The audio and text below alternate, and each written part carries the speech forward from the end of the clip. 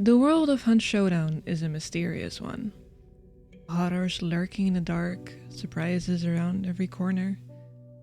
Much about this world is unknown. A new kind of disease called the corruption that broke out in 1895. An unknown entity commonly referred to as the sculptor who seems to orchestrate it all. There are many stories and we don't even know the actual origin. But there are some stories we do know. And I'm about to tell you one of them. Welcome.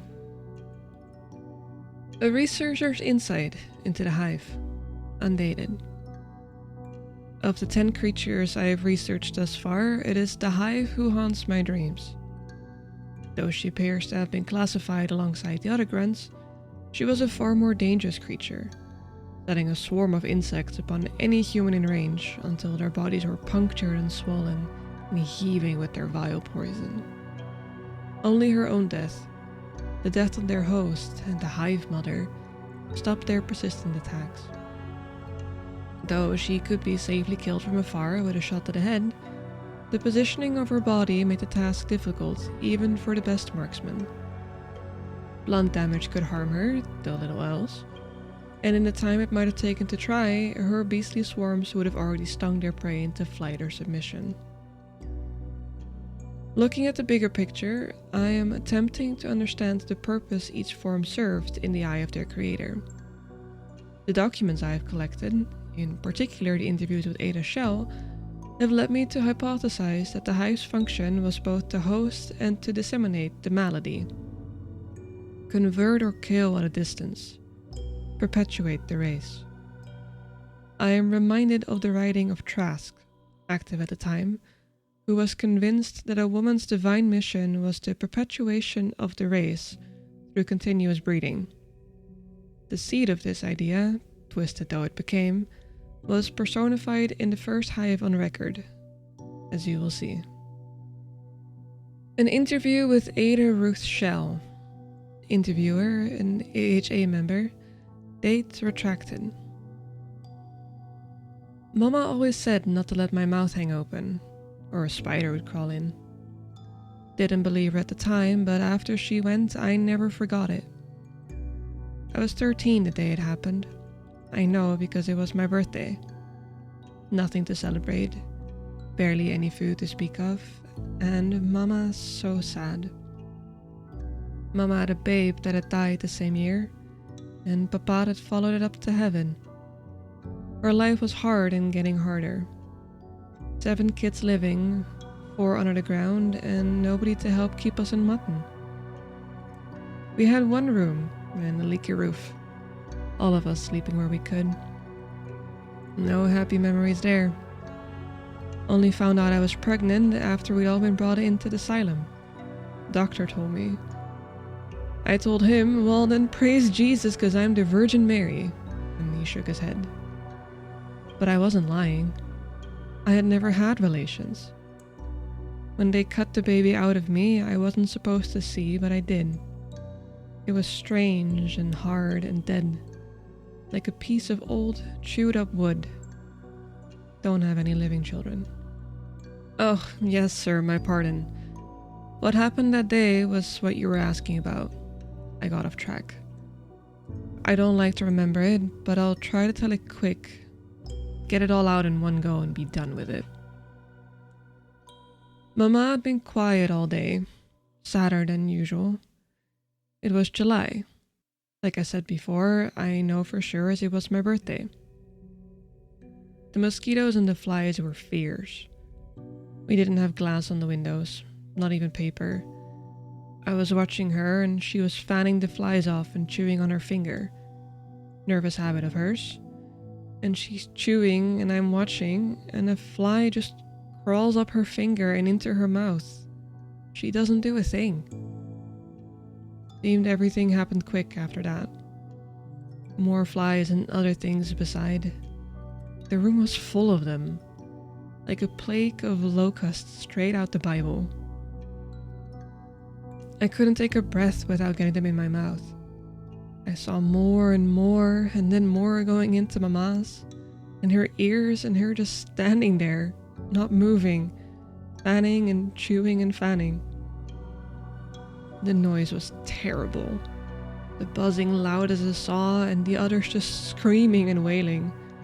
And I closed my eyes and covered my ears. With the cracking sound that followed, that was loud as if the roof was coming down. I opened my eyes and Mama had kind of folded in half and opened, and no, really it were my Mama standing there no more, but this thing, this nest thing, like the wasp built out the shed between her ribcage. Her ribcage. I could see her ribcage. And it was screaming, and the other children were screaming too still. Especially Edward and Henry. They took it the worst, I think. And I don't remember much of what happened after that is what I'm telling you. That's why I'm trying to find my siblings, sir, though it's been a few years. Why I wanted to join your little shooting club. Yes, I understand. Go ahead. The files are all there. My notes won't be much use to you, I should tell you. I'm no good at spelling. Woman who worked there helped me get those papers. Read them to me till I had them memorized.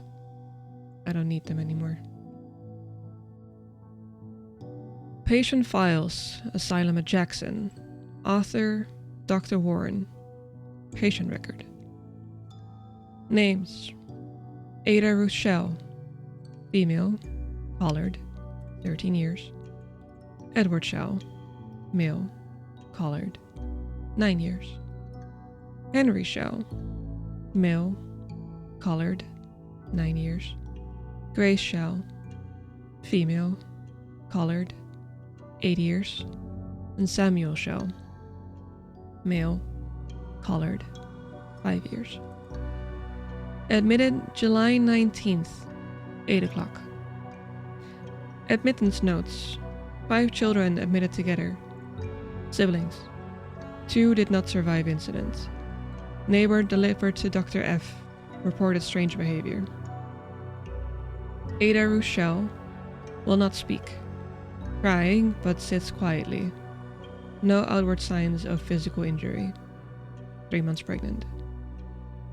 Edward Shell, restless, pacing, pupils dilated, vacant gaze. Multiple lacerations on the left arm. Will not speak. Henry Shell, restless, in constant motion. Multiple lacerations on the left side of the face. Will not speak. Grace Shell, clings to intake nurse. Will not speak, but makes shrill noises as an infant crying. Attempted to suckle, though clearly long past the age of weaning. Hair and face caked in blood and possible feces. Agitated. Refused bath. Given sedative. Samuel Shell, treated for 3 broken fingers, broken nose. Appears calm. Plays with blocks. When questioned, says the flies flew away with his mama, but that God would fly with her to heaven and keep her safe until he could bring her back to him. Says the flies are the wings on heaven's angels. Reacts violently to the presence of insects. Continuation of the interview with Ada Rochelle. Well, thanks to you, sir, I found Samuel after our last conversation. Still in the asylum, still playing with his blocks. He fixated on those blocks when we were first taken in. Never stopped, I guess. Talks normal enough for a 5-year-old. But he's a young man now. I hope they give him comfort. He barely acknowledged me, though he seemed to know who I was. Asked if I'd brought his mama along with me, and wouldn't speak again when I told him I hadn't. Just humming to himself. Nurse told me he still doesn't much like bugs. I thought maybe all of us were infected. We were all living in that house. All eating the same food and breathing whatever was in that air. I thought it would happen to every one of us, person for person. I think that's what they removed from my belly. Some kind of larva gone wrong. Baby didn't come, and well, I told you about what they cut out of me. Edward and Henry went violent. They wouldn't speak. Being their sister, I always thought they were more than a bit thick, but after, it wasn't just my teasing. They couldn't speak right, and there was something strange about their eyes. Only seemed to remember how to use their fists and wanted to use them on anything that moved. Had to be restrained. That was horrible to see. I hate the thought of being tied to a bed. They must have too, the way they carried on, but they attacked the doctor and seemed hell-bent on hurting themselves too. The doctor must have given them something to calm their nerves, or it was only that first night I heard them. Problem with lice too, I heard the doctor saying, but I was transferred soon after. Never heard another word, but like you said, it seems they are in another asylum, ill strapped to some bed. No visitors allowed. Danger to the public. My God, if Mama could see us now. It wasn't more than a headstone to find of Grace. Sweet baby Grace. I'll be needing that constitutional now, sir. The day she turned, I didn't see much. I told you before, just closed my eyes and pressed my body hard into the corner of the room. I didn't want to see or hear. I didn't care much if I lived or died. Guess that's why I didn't run. Didn't see a point to living anymore if something like that could happen to my mama. Just froze up. I guess it was Viola and Lily that got her out of the house, though like I said I had my eyes pressed hard closed. They must have run and she followed and, well, I could hear what happened, and if I didn't see it with my own eyes. And I did see what was left of the bodies. Viola got a bit farther than Lily, almost to the tree line. I don't know if it would have helped if she had made it to the woods. Both of their bodies were swollen from the bites. Hundreds and hundreds of bites. All red and swollen with the poison. First time I saw her in the swamps was my first real look at her since the change. I didn't expect... well, it was looking at my own face in the mirror.